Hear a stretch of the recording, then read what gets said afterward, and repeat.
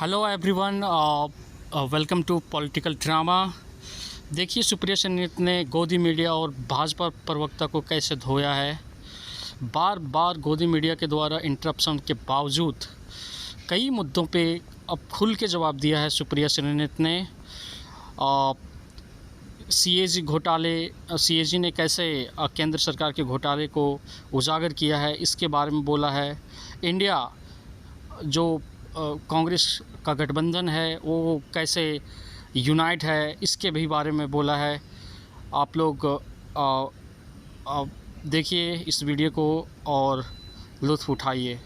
और also I would like to request you, please subscribe my channel and share the video. Thank you. Supriya ji, जो सवाल मैं आपसे पूछा था आप उस पर आई नहीं। लड़ाई पहले इनसे या पहले आपस की लड़ाई निपटानी होगी? मैं उसका जवाब दूंगी, लेकिन पहले मैं इनकी कुछ त्रुटियां। आप मेरे सवाल का जवाब नहीं देती। आप उनसे भी जवाब नहीं ले पा रहे, मुझसे भी नहीं ले पा रहे। मैंने तो ले लिया। लेवल्ड है सुप्रिया जी, मैंने ले लिया उनसे सवाल। पहले मैं अपनी बात कहूंगी, उसके बाद आपके सवाल का जवाब दूंगी। इतनी पर दे दीजिएगा। इतना लोग जरूर दीजिएगा। आपके शो में भी होना चाहिए। गजब बेइज्जती है। इन्होंने कहा छोटा देश बड़ा देश।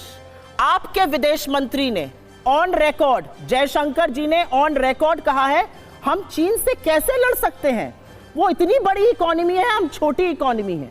ये आपके विदेश मंत्री का कथन, या तो इसका खंडन करिए या उनको बर्खास्त करिए, क्योंकि चीन के आगे हमारी आर्मी आंख में आंख डाल के खड़ी है और आपके विदेश मंत्री ये कहकर उनका हौसला तोड़ते हैं। आपके प्रधानमंत्री, मेरे भी प्रधानमंत्री हैं, बिना पलक झपकाए कहते हैं कोई घुसा हुआ नहीं है। परसों 19th कोर कमांडर लेवल की बातें खत्म हुई और कोई परिणाम उसका नहीं निकला। 3.5 साल बाद भी गलवान की शहादत के हम स्टेटस को यथावत स्थिति अप्रैल 2020 की नहीं बना पाए हैं, क्योंकि प्रधानमंत्री ने इस देश से झूठ बोला था और कोर कमांडर की मीटिंग में चीन ये बात लगातार कहता है कि आपके प्रधानमंत्री ने कहा कोई घुसा हुआ नहीं है, जबकि असलियत यह कि अपने पेट्रोलिंग पॉइंट्स को आपने बफर जोन बना लिया। आप कहते कहते बड़ी सारी बातें कह गए। इस हफ्ते, इनफैक्ट लास्ट हफ्ते जब पार्लियामेंट चल रहा था, सीएजी नाम की संस्था का आपने नाम सुना होगा, कंट्रोलर एंड ऑडिटर जनरल, सरकार के सारे खर्चे की निगरानी करती है, नियंत्रण करती है, उसका ऑडिट करती है। उस संस्था ने 1 नहीं 2 नहीं 7 घोटालों का पर्दाफाश किया है मोदी सरकार में। ये कहते हैं रिपोर्ट ही गलत है। रिपोर्ट हमारे घर में थोड़ी लिखी गई है, रिपोर्ट भारत के सदन के पटल पे रखी गई है। करिए वहां पर डिस्प्यूट। घोटाला है भारतमाला प्रोजेक्ट में। द्वारका का एक्सप्रेसवे, ये सुनिएगा, बड़ी इंटरेस्टिंग बात है। द्वारका का एक्सप्रेसवे बन रहा था, 18 करोड़ प्रति किलोमीटर पे बनना था। बना कितने पे आपको पता है? 250 करोड़ प्रति किलोमीटर पे।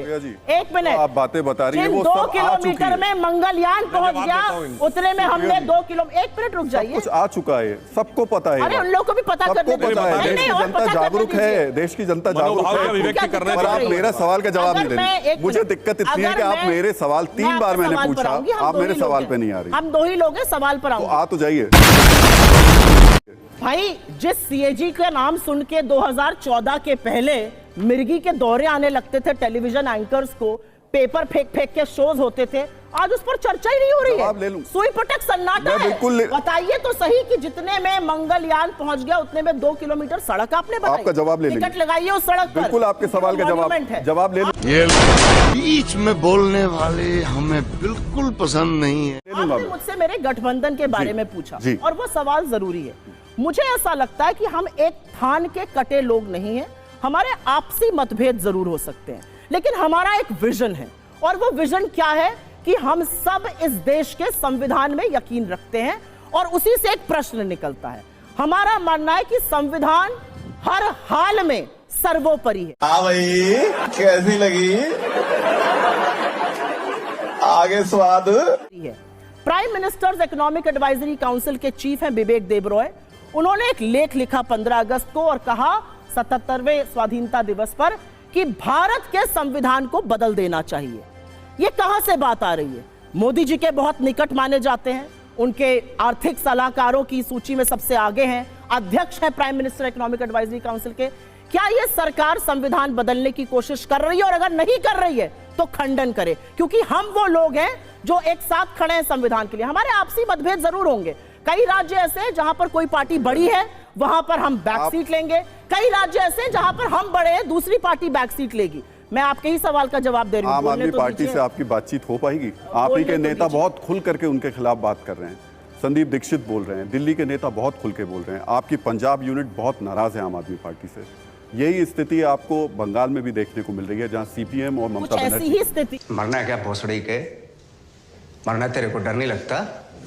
कुछ ऐसी ही स्थिति और इससे ज्यादा जूतम बाजार तो एनडीए में चल रहा है। चाचा भतीजे में चिराग पासवान को ले आए, चाचा जी नाराज है, कह रहे हैं किसी की औकात है मुझे हाजीपुर से ना लड़ने दे। विरोधाभासों से भरे हुए हैं, एक गुट को रखा है, उसके दूसरे घटक दल को ले आए। मेरा अपना मानना है कि अगर आपका विजन, बड़ा विजन क्या है, उस पर आप राजनीति करना चाहते तो हैं अब मैं आपसे यही अगला सवाल पूछ रहा हूं कि इंडिया के 5 बड़े मुद्दे बताइए, देश देख रहा है आपको, जिस पर आप चुनाव लड़ेंगे। 5 बड़े मुद्दे। संविधान, हर हाल में संविधान को सुरक्षित रखना, उसको सर्वोपरि रखना, हर हाल में लोकतांत्रिक संस्थाओं को, जिनको इन्होंने भाजपा का फ्रंटल बना दिया है, चाहे वो ईडी हो, सीबीआई हो, इनकम टैक्स हो, उनको सर्वोपरि इंडिपेंडेंट ऑटोनोमस रखना। महंगाई पर बात करना, आप मुनाफाखोरी नहीं कर सकते हैं अगर देश के लोग महंगाई से त्रस्त हैं। आपको पेट्रोल, डीजल, एलपीजी गैस के दाम घटाने चाहिए, आप नहीं घटा रहे हैं। बेरोजगारी इस देश का चौथा मुद्दा। मैंने लोकतांत्रिक बात करी, संविधान की बात करी, महंगाई करी, बेरोजगारी की बात करी। चौथा मुद्दा, इस देश में रोजगार इशू नंबर 1 to 10 है। अगर हम अपने युवाओं के लिए रोजगार के अवसर नहीं बना रहे, 2 करोड़ का वादा किया था, 70,000 पर्चियां बांट रहे हैं, यह असलियत है। और 5वां बड़ा मुद्दा है, जिस नफरत के बाजार को ये पनपा रहे हैं, जिन बिट्टू बजरंगियों और मोनू मानेसर को ये पनपा कर नफरत की आंधी चला रहे हैं, उसको थाम देना। और देखा आपने लापरवाही का नतीजा है। खत्म, bye bye, tata, good bye, गया।